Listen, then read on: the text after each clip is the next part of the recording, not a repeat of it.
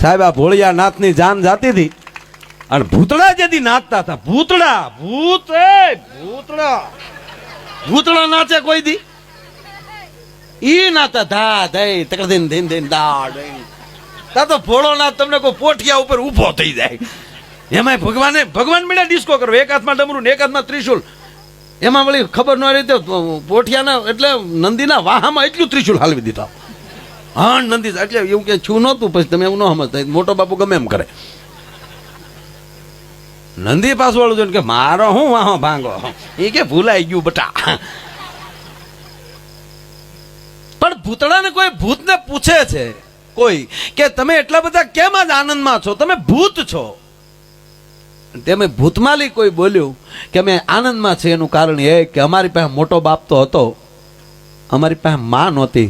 કાલ અમને માં મળવાની છે, એના આનંદમાં અમે નાચીએ છીએ. કાલ અમને માં મળવાની છે, એ કાલ અમને માં મળવાની છે. એ શબ્દ ભગવાન આશુતોષ મહાદેવ સાંભળી ગયા. આંખમાંથી દાળ દાળ દાળ આહું મળ્યા પડવા ભગવાન શંકરની આંખમાંથી. અને ત્યારે શિવને કોઈ પૂછે છે કે તમારા તો લગ્ન છે, તમે કેમ રહો છો? અને તેથી ભગવાન મહાદેવ એવું બોલ્યા હતા કે ભૂતળાના મોઢામાં શબ્દ મેં માં સાંભળ્યો ને, એટલે હું ભલે મહાદેવ કહેવાવ, પણ આજ મારા લગ્ન છે અને મને ખોટ એ છે કે હું માં પ્રાપ્ત ન કરી શક્યો. એ મોટામાં મોટું મને દુઃખ છે, એટલે મારી આંખમાં આહું આવ્યા. અજન્મા છે, એને માં નથી, એને બાપ નથી. અને વાતે સાચી ને ભાઈ, દીકરો પડતો હોય ત્યારે માં કોને એ માને કેટલો હરખ હોય ડોહી આમ આમ હાલી જાતી હોય. હાલો બાયુ હરખ્યો, હાલો માડી, હાલો બાયુ, હાલો નો બોલતા હોય તોય તેદી એમ કે બેન જે બોલી મારી ભૂલ, પણ આમ જો મારા બાપ આમ જો, પછી આમ જો માંડવામાં છો ને બાપા ભૂંડા લાગી તમારે જેવી 5 બાયુ ન બેઠી હોય. આ હરખ છે. બાપ તો હિસાબમાં પીડ્યો એટલે એને બહુ હરખ ન હોય. કારણ કે થોડા ઘણા વીવી પહેલી લીધા હોય, થોડાક મનન પહેલી લીધા હોય.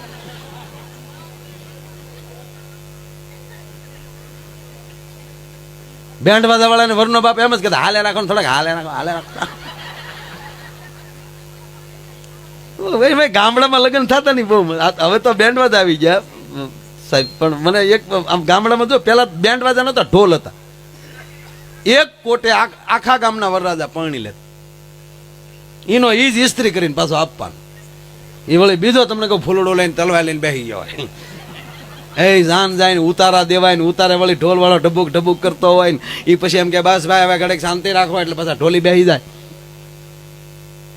એમાં ઉતારે બેઠા હોય, ગામના પરબારો એમના મકાન હોય, બીજી કોઈ વ્યવસ્થા ન હોય, એટલે કાયદેસર અણવરને ડબલું લેવું પડે. આ એક વાસ્તવિક વાત કરું, અણવર ડબલું લઈ લેવો વરરાજાનું. એ વરરાજો વળી ન્યા વાહે આવ્યો જતો ને ઓલો વળી ડબલું લઈને આવ્યો જતો, તો ઢોલી ન્યા બોલતા ધબુક ધબ. હવે માંડવે નથી જાતો. એની પરિસ્થિતિ તો ઓળખ. આવું બનતું આ મેં જોયું.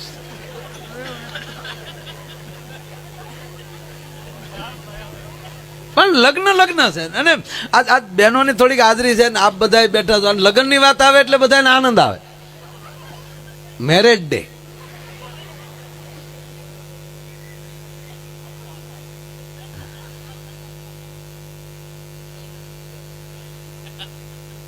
કા બાપુ,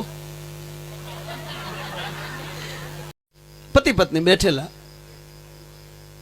મેરેજ ડે.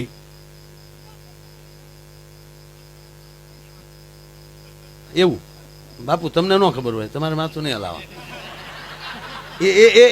એ અમારી અંગત બાત હે બાપુ. ખરેખર આ બાવલિયાને વર્ષોથી જોઉં છું સાહેબ. આ કાંઈ પણ એની લેર, એની પોતળી, એની ને આનંદ. બે પતિ પત્ની બેઠેલા, મેરેજ ડે એટલે લગ્નનો વરહ પૂરા થયેલા હોય.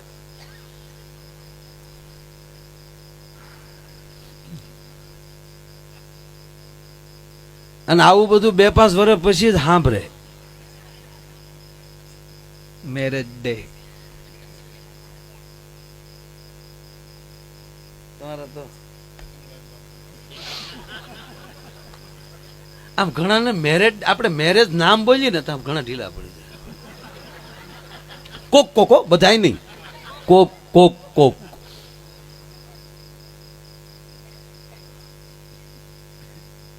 અને લગભગ બધા બહેનો એમ કહેતા સાસરિયામાં દુઃખ હોય એમ, આવું બધા કહે.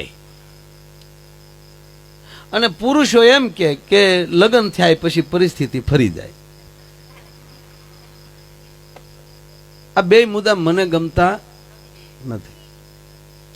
જ્યાં સુધી પુરુષના લગ્ન ન થાય, અને મારે તો ઘણી વાર આવું, બાપુ આ સંતો બેઠા છે, પરબ બેઠો જાય, મારે વધારે શું કહેવાનું, પણ મારે ઘણી વાર મને ખબર નથી રહેતી હું ક્યાં છું. ને આજ તો અહીંયા ગમે એમ બોલવાનું, કારણ કે આયોજક જ પોલીસ વાળા છે, એટલે આપણને કોઈ કંઈ કહેવાનું છે નહીં. હા, ગમે એમ બોલવાનો એનો અર્થ એમ ન સમજતા કે હું ગાંડો થઈ ગયો. હા,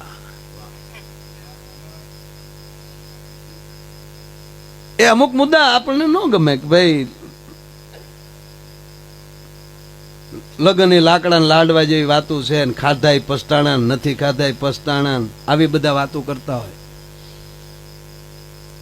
આ જેને મંદિરમાં આપણે કાલે બેહાડવાના છે, ભગવાન શિવને કહેજો, એને પૂછજો કે તમે ભલે આશુતોષ છો, અજન્મા છો,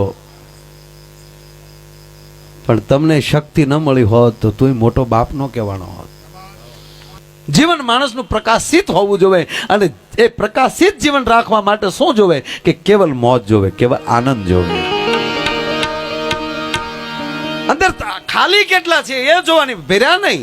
કોઈ પણ વાસણ આપ તો કુંડલા માર્યો છો બધા, અને કુંડલા તો તોલવા વાળું કાંટા બને છે, અને કાંટા ખરાબ થઈ જાય ને પછી રીંગણા જોખો ને તોય ખોટા જોખાય, ને હોનું જોખો તોય ખોટું જ જોખાય. એમ જેથી જીભડી બાયું છે, આપણી જીભડી છે ને, એ જ્યારે ખોટી એમ કહેવાય એનો કાંટો ખોટો પડી જાય ને, ત્યારે સારું બોલશો તોય ખોટું દેખાય. એટલે એ કાંટો કાંટ રહેવો જોવે. કુંડલા કાંટાનું છે. સાવર ને કુંડલા બે પલ્લા છે, અને ધરોહર જેવી નાવલી વચ્ચેલી હાલી જાય છે. આ જે બે પલ્લાનું છે, અને મને ખબર, ઓલા તમે ઓલો દિવાળીમાં ઇંગોરિયા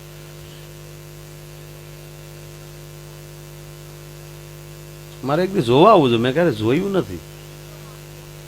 હવે થાય કે નહીં એમ કહેવાનો મારો કહેવાનો અર્થ છે કે એ બધી વસ્તુ સારી રહી, અને બહેનોમાં ભાવના હોય જ. એ તો સહજ કે ભાઈ સાસરિયામાં દુઃખ છે ને, આપણે બધા પુરુષને એમ થાય પૈણ્યા પછી આમ થયું. તેથી તો મીંઢોળ હોતો કૂદતો હતો, બધા જાનમાં આવી જો, ફટાકડા ફોડજો, ડીચકા કરજો. વ્યવસ્થા ન કરી શક્યો એમાં તને ખરાબ લાગે છે. અને બેનો એમ કે હાહરવેલમાં દુઃખ છે તો ફોટા જોઈ લેજો. બાપુજીને ઘીરે હતા એ ફોટો લેજો, ને પૈણ્યા પછી 5 વર્ષે અહીંયા કેવા જાય એ ફોટો જોજો. ફોટા કહી દે એમાં ફેર પીડ્યા.